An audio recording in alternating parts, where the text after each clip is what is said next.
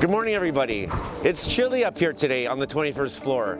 This is also our top floor, so very exciting news. Progress is going great.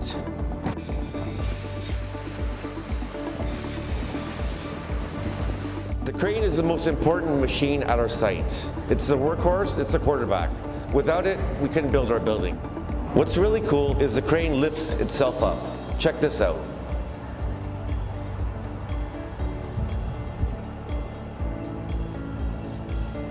This is actually someone's suite, someone's unit. Let me just show you what's going on. First, we start with the windows. That's followed by the exterior steel studs, which followed by the interior steel studs and the rough in. The rough in, I mean, is the electrical, plumbing, and the HVAC. Very great progress, very exciting.